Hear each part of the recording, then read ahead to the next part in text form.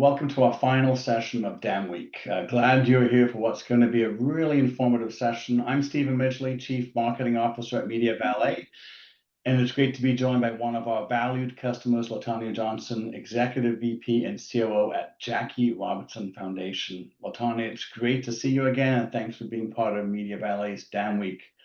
How are things on the East Coast? Rainy and cool today, but we're doing well otherwise. Well, it's rainy and cold on the West Coast, so I got something in common. So Jackie Robinson Foundation, I'm going to make a really safe bet. I think all of our audience knows who Jackie Robinson was and the impact he had on not just sports, but society in general, breaking the color barrier. And so a phenomenal and iconic American figure. And one of my favorite quotes from Jackie Robinson, a life is not important except in the impact it has on other lives. And I think that's something that we can all take to heart. But maybe, LaTanya, you could just tell us a bit about Jackie Robinson Foundation and your role there. Sure, the Jackie Robinson Foundation has been around for 52 years. Actually, it was founded by Jackie's wife, Rachel Robinson, shortly after his death in 1972. We provide college scholarships and support services, internships, and employment opportunities for students from underserved communities. We have just recently opened a museum. It's been about almost 3 years now, and are excited to continue to espouse about Jackie Robinson's legacy for the world to see. Great. Yeah, that's fantastic. And so, obviously there's a lot of history and a lot of content that's been built over the years. Can you maybe talk to our audience a little bit about the business drivers that led you to selecting a dam? The business drivers, and what were the things that you were looking for in selecting a digital asset management solution? So, excuse me, it's probably been about 18, 19 years ago, we decided we wanted to build a museum as a permanent tribute to Jackie Robinson's life. One of the things we were really cognizant of was we had this rich history that his wife had kept, not just of Jackie Robinson's playing career, obviously, and his civil and social rights work. She had this amazing collection of materials from his early family life. And we actually have documents and images that date back to the late 1800s. So we have this rich history, this archival history, frankly, from 1880, the origins of Jackie and Rachel Robinson's families, respective families, through, at the time, 2008, when we first launched this project, and obviously we kept accruing material over time that was inclusive of the foundation's history. And the problem was we had this material in a variety of different places, and a variety of different formats, and started systematically digitizing everything, and found very quickly that we did not have a way to organize or catalog it. So that really is what drove the decision to figure out a way to catalog this information so that our curators could have quick and easy access to what they needed in order to develop what our exhibits would be at the museum, and longer term thinking how we would use it for the foundation now 50 years into providing these scholarships for students, and our students are going on to be these amazing successes. And we were finding it increasingly difficult to go back and find that information. So that was really the driver for doing it. Yeah, we hear that so often from our customers, and I think every organization has that challenge of content chaos and data silos, and someone has some knowledge, they leave the organization and that knowledge goes with them, and it's so difficult to find the right information when you need it. So you made a decision to select a dam, and thankful for us it was MediaValet. Maybe let's talk about the implementation journey a bit. I mean, software is software. There's always hiccups along the way. What were some of the challenges you had, and how did you overcome those challenges during the implementation process? So, Stephen, while we knew in 2008 that we needed to get a dam, we did not actually secure the dam until 2021 in the late part of the year, and Yeah. our plan was to open the Jackie Robinson Museum in July of 2022. So when you talk about data chaos, we were the very definition of it. And so when we put the dam online, originally our goal was get all the pictures we could of Jackie Robinson, throw them in there, figure out a way to catalog it so that we could use them quickly and get this museum up and running. I mean, that really was how we utilized the dam initially. It was, okay, here's a single place that we could put these photos of Jackie that doesn't get mixed up with other places, that we could store their licenses with them. And so the dam originally was focused singularly on how we were going to use those pictures within the museum. Not long after that, after the hullabaloo of opening a museum died down, I sort of opened the dam and was like, wait a minute, what about all the other stuff? What about all the, from again, 1880 Yeah. where are Well, those images? And grew quickly concerned that we had created a taxonomy that was exclusively focused on photos around Jackie Robinson. I think one of the keys to a successful dam implementation is knowing your metadata and taxonomy. And 18.8, that's a massive amount of data to digitize too. So when you changed direction midway, you was focused on the museum and then you expanded it. What did you do differently, and how did the new approach sort of help you move forward with the project? I'll seize on a comment that you made earlier about people walking out the door with knowledge. I'm essentially that staff person, right? I've been at the foundation for 28 years.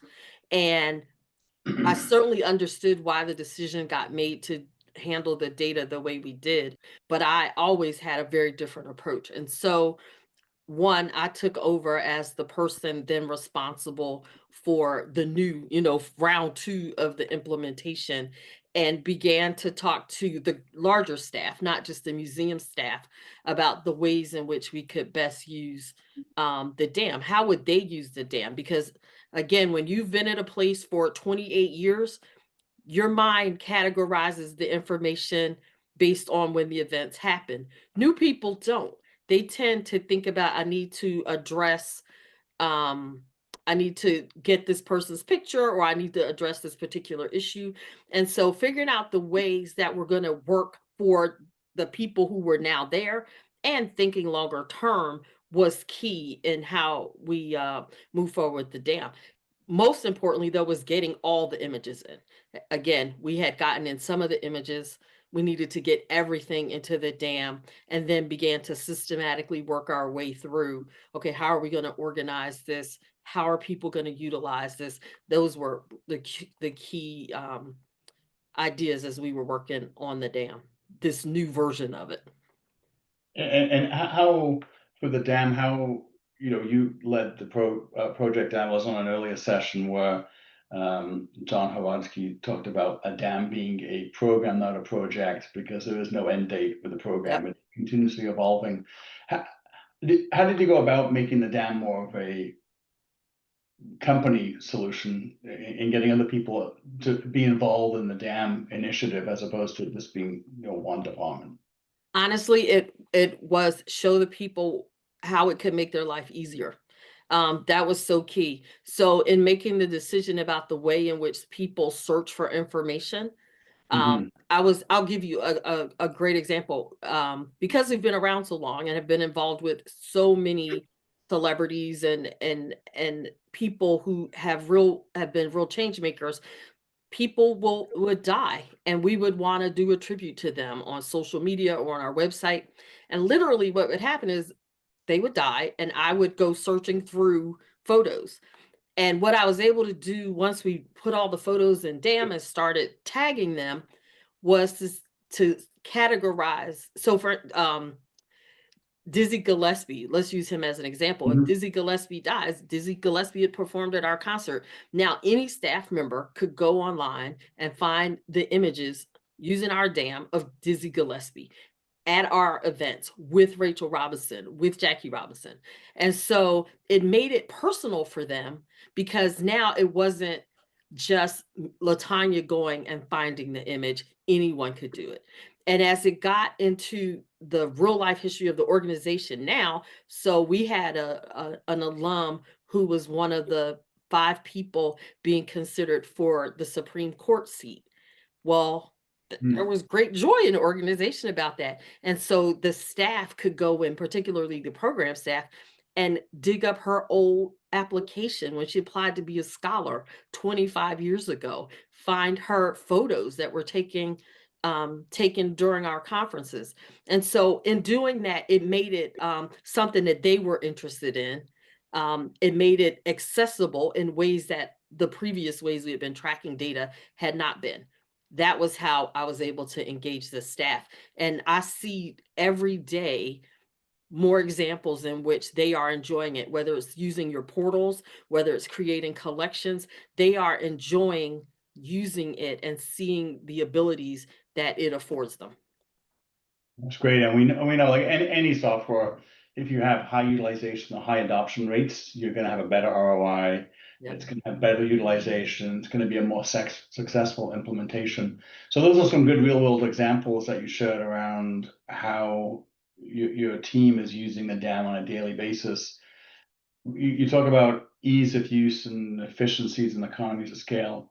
One area that is a common theme with our customers is just around, and more societal, is AI, artificial intelligence. So maybe share some examples with the audience on how AI is helping you improve operating efficiencies at the foundation. AI was a game changer for us. Again, we've been around for a really long time. There are only a few of us who remember some of the faces, and admit, I mean, I've been there a little more than half of the foundation's life. And so where we found AI particularly useful was identifying the people within our vast data bank of images. And so we used AI. I would say we went at it pretty hard, and we still do. So we would have headshots, for instance, of a person, or would go find headshots of a person, put it in, and we would utilize the AI, the image recognition functionality, to be able to then identify vast swaths of people within our catalog. Here's an example. When I was pushing this idea of the DAM and talking about the cost with members of our finance committee, our board chair was a scholar in our program. And I created a collection, and at the meeting pulled up all these images that we had of him from 17 years old to, you know, past his managing director at Goldman Sachs days.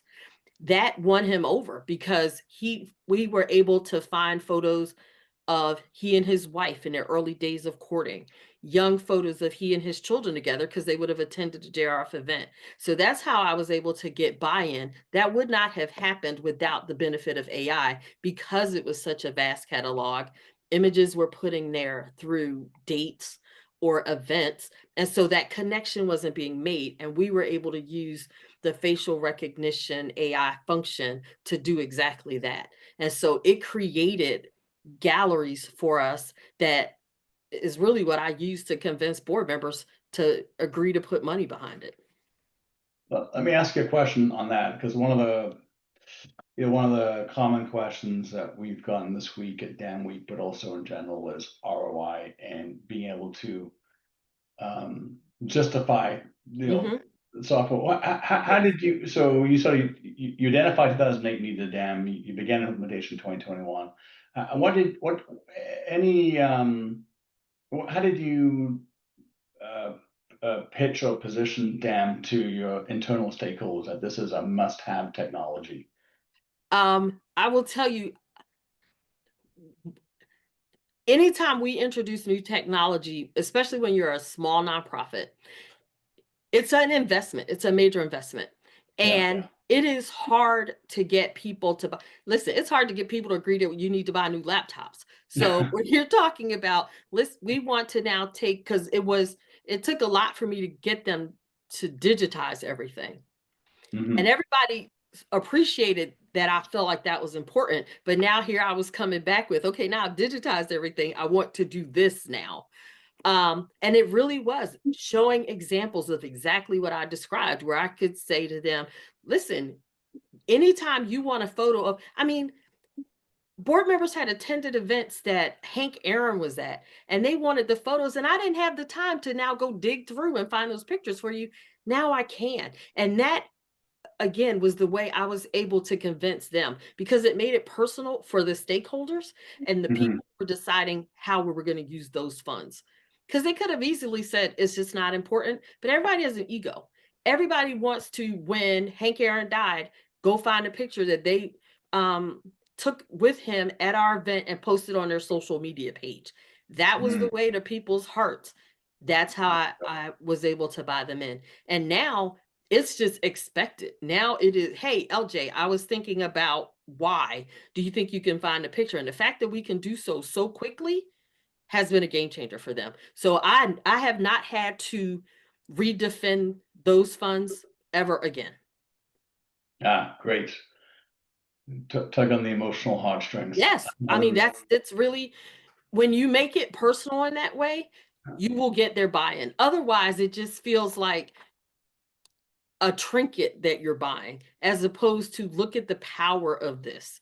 And we've been able to use, because we're so people centric, we've been able to use that power to get people to buy into it. Now, my next thing that I want to do, I don't know. I'm going to see if I can convince them it's important, but we'll see. we'll get to that in a minute, but Yep. America, baseball is America's pastime. It's the great American sport. There's a lot of emotion in that game, so I can see how you can tap into it. Hmm. So you've been able to, like, obviously, memorialize athletes as they pass, uh, but you can only do that because you have the metadata in place Yes. and be able to digitize. Maybe and it can seem really daunting that you have to to get from where you were to where you are today. Maybe just what was the process to digitize all of those assets, all that content? How did that work? How did you make that happen? Well, what I did was, that saying that says, "How do you eat an elephant one bite at a time?" We Yeah. we had years of scrapbooks. I mean, decades of scrapbooks, like of Hmm. actual printouts of photos. So I started there. First, we digitized the photos because that was the easiest to find a contractor to do that work. Film, um, video footage was the next group that we digitized, and that was a lot harder because we had everything from reel to reel and 8 millimeter to, you know, um, CDs. I mean, just you name it was the various formats that we had. And because it's harder to find contractors who can do that kind of work, okay, so we're going to do all the 8 millimeter. And so you put that all together and you source that out and you get that done. You bring that back in. Okay, now we're going to do this. So it really was being deliberate when I was doing the digitization project, being deliberate in the way that I was doing that work. So I really tried to focus on the easiest stuff first, and then worked my way up to the stuff that was going to be harder and frankly more expensive. So that's how we did that. And it took a few years to get that. We started back in 2008 and just worked our way through it to get it done. Of course, an element of that is who owns the rights to some of these things, because obviously we had some photos that had been passed on to us, we had some video that had been passed on to us, and so trying to track that in real time and have that keep pace as you were doing those projects was difficult. And I believe, had I done digitization and had the dam already in place, it would have been a little easier. But, Mm. again, I'm a nonprofit who, it is not our mission to digitize our catalog. It is our mission to get kids through college and to do the Jackie Robinson Museum. And so you spend a lot of time convincing donors that part of a really well done archive is not just artifacts. It is also these tangible, whether it's documents or images or footage that are also an asset that you want to monetize, frankly, and you can, but you have to have it organized. If it's not organized, you can't monetize it. You can't, I mean, we have hundreds of thousands of photos that we've taken as an organization. We can't license any of it if we don't know Hmm. who owns it, when we took it, all of those things. And so it was important to be really organized about the way we did that. Yeah, that's a great line too, especially for the for-profit people on the in the call. If you can't organize it, you can't monetize it. So Absolutely. I'm going to use that one, Latonya. That's a good line. You can have that. You can have That's that a one. freebie. Okay, great. So we've got some people in the audience who maybe are looking at implementing a dam. Maybe they have a dam, but it's not working the way they want it to work. Based on your experience, what would be your tips and tricks, top tips for others that are either beginning their dam journey or looking to better optimize what they have today? As I said before, I think you have to make it a budget priority. Yeah. You have to constantly talk about not just the short-term impact, but the longer-term impact to the organization. I literally was in a staff meeting yesterday and said to the staff that I believe that this work will have longer-term impact in all of our abilities to do our work better, to do it quicker, to be more efficient at it. So it has to be a budget priority when you're putting a dam in place. I think it's not a group project. Somebody has to take the lead.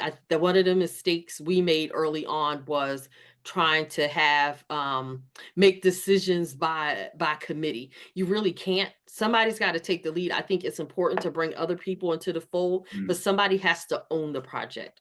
And frankly, it needs to be somebody with some real institutional knowledge. It's hard to bring in someone brand new because they're not going to necessarily see assets in the same way, nor will they be able to really assess how the staff or whoever it is that's going to use it need to use that data. So you really want to have someone who has a real foundational knowledge of your institution. And I wish we had had this early on, but if you can implement it early, just like you buy the furniture when you build out a new office space, if you can have your dam on the ground level, and just like you create file systems and cost centers for your budget, you have your dam as part of that initial infrastructure and you build on it. Another tip, a final tip I'd give is don't be afraid to start over. Don't be afraid to say, you know what, the way we thought this was going to work isn't working, and we need to reset. It was hard to do, but I quickly decided it was what we needed to do, and it was the best decision we ever made. I didn't try to live into what we had and try to make that work. I was like, you know what, we just have to start all over. And we did, and it has absolutely been worth it for us. That's great. Yeah. Yeah, it's really good insight. I think honestly, having done it, you've got that experience of what you would do differently, and so great to share with the audience. And I also, your objectives can change during the project, so you need to be agile and adaptable. Last question I have is, you have the dam today. Technology is constantly evolving. What's your long-term vision for the dam at JRF? Well, so the next thing I want to get into our particular dam is our video. We have this extensive video library. I want to put that in there. I want to move materials that we have that we have called archive, silly stuff like the invoices of past bills. I want to move that archived material into the dam. Right now, I have a lot of it digitized, but it's in our box folder and it's stored there. I want to eventually move it over into the dam as well and really begin to push the capabilities there. We've recently received the catalog of Jackie Robinson's articles that he wrote as a columnist for the New York Post and Amsterdam News. I want to load that in because I want to see if we can search terms. I want to see if it can have that impact for our archivist and our curator. So there's a lot of that kind of material that I want to move over and start really expanding the ways that we're able to tap into that data, where again, it's not just a place that we're holding information, but that we're doing research using that information quicker. So those are my goals. And I don't know if I'll see all those goals happen, but I hope to move the organization in that direction. Excellent. Question from the audience. How has the DAM improved collaboration with external partners like museums and educators? My absolute favorite thing is portals. I'm often asked by whether it's donors or other, for instance, we've had museums come to us and say, we'd like a couple pictures of Jackie Robinson in his Montreal Royals baseball uniform, but we don't know what's available. And I just create, do a collections, move it into portals, send them a link. They can take a look at it. They can tell me which pictures they're interested in, and then we could share with them the licensing information. In the past, you have to send a zip file, hope that they can open the zip file, go back and forth about the name of the document. It has been a game changer in just sharing information with people who produce materials for us, whether it's videographers, graphic designers. I just drop it into a collection, send them the link, they can download it. It really just makes life easier for us. And the best part is that I can always go back and see what I sent them easily. Before, you'd send files via Dropbox or WeTransfer. You don't necessarily remember that that's where it was because you got to move stuff away because you're trying to hold on to the space. Whereas if I create a collections, 9 times out of 10, I'm going to be using that particular collection a lot. And so then I just keep sending that particular link. So that's been incredibly helpful. One of the things we're moving to on our website, we hope to, when we start uploading videos, is to have the videos that we show on our website feed through MediaValet.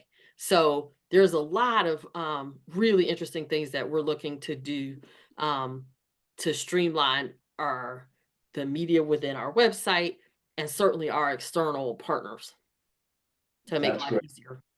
Yeah, that's fine. I mean, that is one of the benefits of the DAM. It's not just an internal company solution, it's also an external solution, and allows for not just collaboration across different divisions of departments, but with external stakeholders too. So there's lots of. Listen, one of the things I'm going to use the portals for, and I started building it, is for each board member to have their own page where they have access to their gallery of photos, but also access to their giving reports, access to their receipts, using that MediaValet portals to do that for them. So they've got, since you can self-name, everybody's got their own named link. We'll see how that works out. I'm hoping it works out for the best, but I'm trying a lot of different ways to, again, help people see the power of this particular service. Yeah, power and value too, the value of the DAM. That's great. Well, hey, we're at time, but it's always good to chat with you, Latanya. I always enjoy our conversations. Me too. Yeah, it's always fun. But I think it's, usually we talk about other stuff when we chat, but but this is, I mean, it's great to show some real world examples of the power of DAM, and I think Jackie Robinson Foundation is using the DAM the way it's supposed to be used, and you're leveraging the technology the way it's supposed to be leveraged. So I really want to thank you for taking time out of your busy schedule and making MediaValet DAM Week that much better, and sharing your stories and experience with our audience. So it was great. Really, as a baseball fan, I love talking to you, and I think it's great that one of our customers is Jackie Robinson Foundation. So that's fantastic. So thanks for your time, Latanya. We're honored to have you all as our partner and looking forward to doing really interesting things together. So thank you. And I look forward to getting together with you in New York in October. Absolutely. Great. I'm going to pass it back to Ian. Ian's our maestro for DAM Week. He's the glue that keeps the show running. So Ian, over to you. Thank you, Stephen, Latanya. As Always brilliant use case. I love it. I love hearing how you're keeping the Jackie Robinson um alive. It's always great to hear the story. Yeah, and for everyone who tuned in over the last 3 days, really appreciate it. Hope you gained some valuable insights about DAM, how you can use it. It's an ever-growing technology, and as AI kind of comes into the picture, it's going to be interesting to see how they merge together as one. Um, I will be creating a branded portal, so from all the sessions of DAM Week, and I'll be sending them out to all the kind of registrants and attendees. So keep an eye out in your emails for that. This is our third edition of the DAM Week, and we will be doing another one in October. So keep tuned. We'll be sending out invites for that in the coming months. But again, thanks again, Latanya, for joining us. Thanks, Stephen. I hope everyone has a great rest of your day. Thank you. Thanks, Ian. Thanks, Tanya. Take care.